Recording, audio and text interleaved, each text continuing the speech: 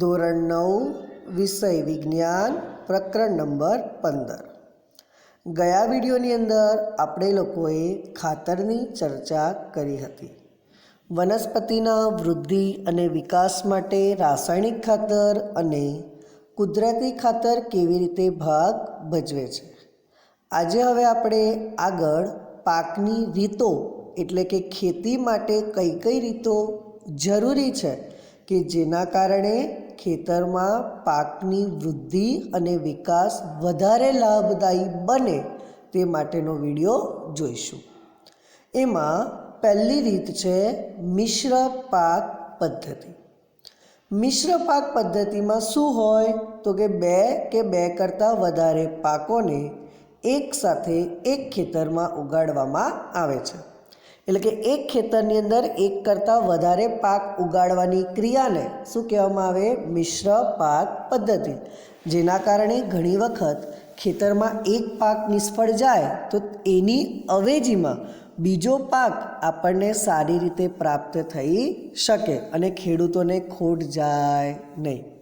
પણ જો તમે અત્યારે એક જ ખેતરની અંદર એક જ પાક વાવ્યો હોય અને જો એ પણ પાક સારો ના થયો હોય તો એ ખેડૂતોને લાભ થાય નહીં અને છેવટે શું જતી રહે? એમને ખોટ જતી રહે।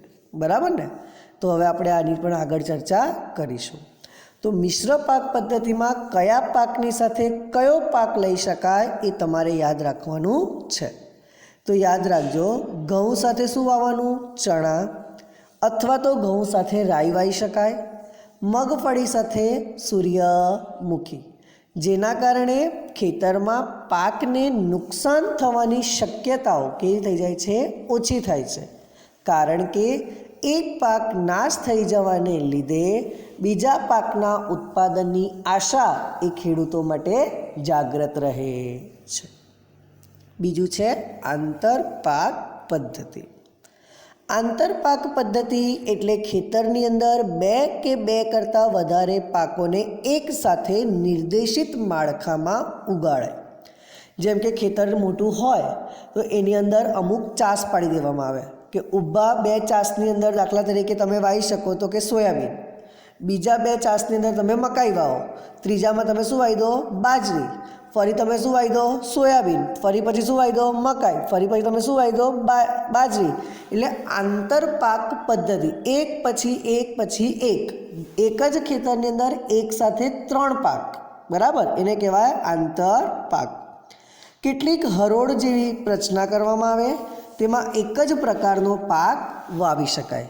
તેને એકાંતરે એટલે કે એક પછી એક, બીજી હરોળમાં તમે ચાસમાં બીજો પાક અને એના અંતરે ત્રીજી હરોળમાં તમે ત્રીજો પાક વાવી શકો છો।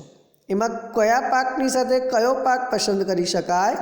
તો સોયાબીન સાથે મકાઈ, બાજરી સાથે ચોળા, એવી રીતે આપણે પાકો પસંદ કરીએ કે જેના કારણે પાકને વૃદ્ધિ અને વિકાસ થાય અને પર્યાપ્ત માત્રામાં એને જરૂરી એવા પોષક તત્વો પણ પ્રાપ્ત થઈ શકે।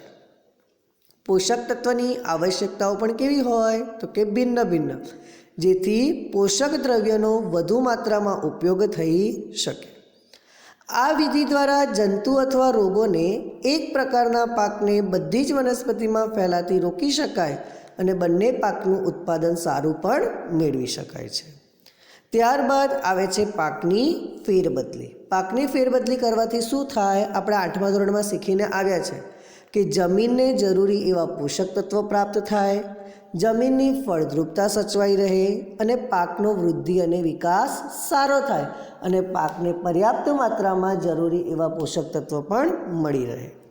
કોઈ એક ખેતરમાં ક્રમવાર પૂર્વ આયોજન કાર્યક્રમ અનુસાર વિવિધ પાકને ઉગાડાય તેને કહેવાય પાકની ફેરબદલી। ફોર એક્ઝામ્પલ, તમે અત્યારે સોયાબીન વાવી હોય તો પછીનો બીજો પાક તમારે મકાઈ લેવાનો અને ત્રીજો પાક તમે મગફળી લો કે બાજરી લો કે જેના કારણે દરેક પાકને જરૂરી એવા પોષક તત્વો પ્રાપ્ત થઈ શકે।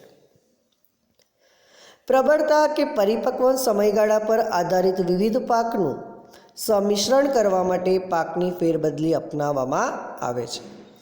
એક કાપણી પછી કયા પાકને ઉગાડવો જોઈએ કે તે ભૂમિની મૃદુતા અને સિંચાઈની પ્રાપ્યતા ઉપર આધાર રાખે છે। જો પાકની ફેરબદલી યોગ્ય રીતે કરવામાં ન આવે તો 1 વર્ષમાં 2 કે 2 કરતાં વધારે પાકનું સારું ઉત્પાદન મેળવી શકાય છે. જો પાકને આપણે ફેરબદલી કરીએ એ ખૂબ અગત્યની છે. જો તમે ના કરો તો તમારે જે પાક જોઈએ છે એ પર્યાપ્ત માત્રામાં ઉગી શકે નહીં. પાક સુરક્ષાનું પ્રબંધન. હવે પાકને નુકસાન થતું અટકાવવા માટે આપણે શું કરવું જોઈએ અને નુકસાન થાય છે તો એ કોના કારણે થાય છે એની ચર્ચા કરીશું. ખેતરોમાં પાકને નુકસાન કોના દ્વારા થાય છે તો કે નીંદણ, કીટકો, જંતુઓ અને રોગોથી નુકસાન થાય છે. જો આપણે યોગ્ય સમયે પાકની આજુબાજુ ઉગી નીકળતું નકામું ઘાસ, જેને આપણે કહીએ છીએ નીંદણ, આ નીંદણનો યોગ્ય સમયે નિકાલ ના કરીએ તો નીંદણનો વૃદ્ધિ અને વિકાસ થાય, પરંતુ પાકનો વૃદ્ધિ વિકાસ થતો નથી. જો પાક ઉપર કોઈક રોગ બેસી ગયો હોય અને જો એનો બી આપણે નિકાલ ના કરીએ તો પાક બધો જ ખરાબ થાય છે. નીંદણ માટે ભૂમિમાં ઉપયોગી એવી અનાવશ્યક વનસ્પતિઓ છે. ઉદાહરણ તરીકે ગાડરિયું, ગાજર ઘાસ, પાર્થેનિયમ, મોથા વગેરે એ નીંદણના પ્રકાર છે. તે નીંદણ ખોરાક, સ્થાન તથા પ્રકાશ માટે સ્પર્ધા કરે છે. તમે જે ખાતર નાખો એ નીંદણને મળે. સૂર્યપ્રકાશ જે પાકને જોઈતો હોય એના કરતાં વધારે સારી માત્રામાં નીંદણને મળે. તો વૃદ્ધિ અને વિકાસ પાકની કમ્પેરિઝનમાં કોની થઈ જાય તો કે નીંદણની થાય છે. નીંદણ પોષક તત્વ પણ મેળવે અને જેનાથી પાકની વૃદ્ધિ ઓછી થાય છે. એટલા માટે સારી ઉપજ માટે પ્રારંભિક અવસ્થામાં જ નીંદણને ખેતરોમાંથી કાઢી નાખવું જોઈએ. સામાન્ય રીતે કીટક જંતુઓ પણ વનસ્પતિને 3 પ્રકારે નુકસાન કરે છે. આ પ્રશ્ન યાદ રાખજો. કીટનાશક, કીટ નિયંત્રણ કે વનસ્પતિને કીટકો અને જંતુઓ કેવી રીતે નુકસાન કરે છે તો કે 3 પ્રકારે કરે. કયા 3 પ્રકારે? તો પહેલું, મૂળ, પ્રકાંડ અને પર્ણને. આ 3 વસ્તુને કોતરી કાઢે. મૂળને કોતરી કાઢે એટલે વૃદ્ધિ વિકાસ ના થાય. પાનો આવે તો એને કોતરી ખાય. પ્રકાંડ છે તો એને કોતરી ખાય, તો વનસ્પતિનો વૃદ્ધિ ના થાય. વનસ્પતિના વિવિધ ભાગોમાંથી રસ ચૂસી લે. એટલે રસ ચૂસી લે એટલે એનો આવશ્યક જે ઘટક છે એ તો લઈ લીધો, એટલે પાન ખરી જાય, સુકાઈ જાય. આગળ પ્રકાંડ અને પર્ણમાં અને સાથે સાથે ફળોમાં શું કરે? છિદ્ર કરી નાખે. દાખલા કે જામફળનું ઝાડ હોય તો ચકલાઓ જામફળના ઝાડ પર બેને ચાંચો મારે. કેરીનું ઝાડ હોય તો કેરીના ઝાડ ઉપર બેને ચાંચો મારે. એટલે એ પાક કેવો થઈ ગયો? આપણા માટે ખરાબ થઈ ગયો. આ રીતે તે પાકને ખરાબ કરી નાખે છે અને પાકની ઉત્પાદનતા પણ ઘટાડે છે. વનસ્પતિમાં રોગો, બેક્ટેરિયા, ફૂગ અને વાયરસ જેવા પણ થાય છે. જે કોના દ્વારા થાય તો કે ભૂમિ, હવા અને પાણી એના માધ્યમ દ્વારા તે વનસ્પતિઓમાં ફેલાય છે. આપણે 8મા ધોરણની અંદર શીખીને આવ્યા છે વનસ્પતિમાં થતા રોગો, પ્રાણીમાં થતા રોગો શીખીને આવ્યા ને સૂક્ષ્મજીવોવાળા પાઠમાં. જે કોના દ્વારા થતા હશે? હવા દ્વારા થતા હશે, પાણી દ્વારા ફેલાતા હશે, બરાબર, અને ભૂમિ દ્વારા પણ ફેલાતા હશે. નીંદણ, કીટક અને રોગો પર નિયંત્રણ જુદી જુદી રીતો દ્વારા કરી શકાય છે. તેમાં સૌથી વધારે પ્રચલિત રીત જંતુનાશક રસાયણોના ઉપયોગની છે, જેમાં તૃણનાશક, કીટનાશક અને ફૂગનાશકનો સમાવેશ થાય છે. સમયાંતરે રસાયણોનો પાકની વનસ્પતિઓ ઉપર છંટકાવ કરવામાં આવે અથવા તો બીજ અને ભૂમિના ઉપચાર માટે પણ તેનો ઉપયોગ કરવામાં આવે છે. પરંતુ તેઓનો વધુ માત્રામાં ઉપયોગ કરીએ તો એ પણ એક નુકસાનકારક છે અને કેટલીક વનસ્પતિઓ અને પ્રાણીઓ માટે પણ તે ઝેર બને છે અને એની સાથે સાથે એ પર્યાવરણના પ્રદૂષણનું પણ કારણ બને છે. યાંત્રિક રીત દ્વારા નીંદણને દૂર કરવું એ પણ એક યોગ્ય રીત છે.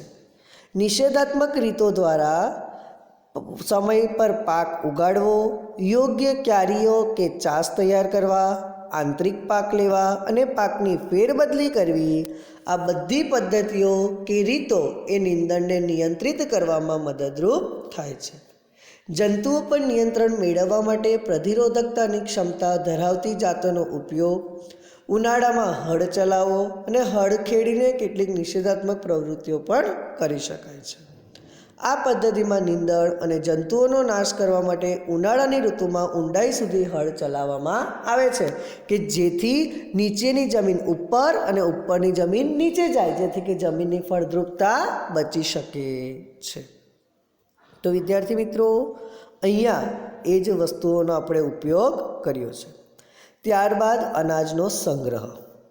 ખેત ઉત્પાદન કે કૃષિ ઉત્પાદનને વધુ નુકસાન ન થઈ શકે તેના માટે જૈવિક કારકો કીટકો, કોતરીને ખાનારા ઉંદર, ફૂગ, ઈતરડી, બેક્ટેરિયા જેવા અજૈવિક ઘટકો કે જેમાં કોનો સમાવેશ થાય? તાપમાન અને ભેજના અયોગ્ય પ્રમાણના કારણે આપણે જે જગ્યાએ અનાજ સંઘરીએ છીએ ત્યાં નુકસાન થાય છે. તમે આ બધી જ વસ્તુઓ 8મા ધોરણે શીખીને આવેલા છો.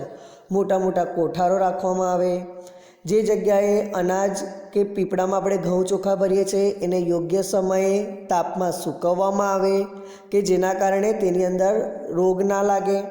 ત્યારબાદ એની અંદર લીમડાના પાન નાખવામાં આવે, કેટલીક દવાઓનો પણ તેમાં છંટકાવ કરવામાં આવે છે. પારાની ગોળીઓ મૂકીએ છીએ, બેકિંગ પાવડર લગાડીએ છીએ, બરાબર, કે જેના કારણે લાંબા સમય સુધી અનાજ આપણું સંગ્રહાયેલું રહે. જ્યારે અનાજ આપણું ખરાબ થઈ જાય, બરાબર, તો એ અનાજના કારણે ખેતીમાં કઈ કઈ ખામીઓ સર્જાય, ખેતીમાં આપણને કયું નુકસાન જાય? તો એની ગુણવત્તામાં ઘટાડો.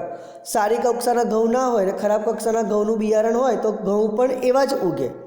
વજનમાં ઘટાડો, નબળી અંકુરણ ક્ષમતા, નીપજનો રંગ દૂર થવો અને જેના કારણે અનાજ કઠોળની બજાર કિંમત ઘટે છે.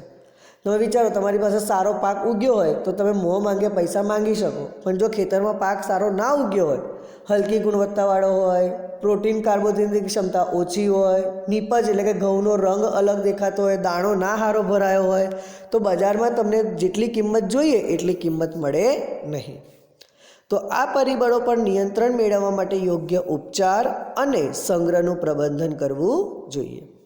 નિરોધક અને નિયંત્રણ પદ્ધતિઓનો ઉપયોગ સંગ્રહ કરતાં પહેલાં કરાય છે.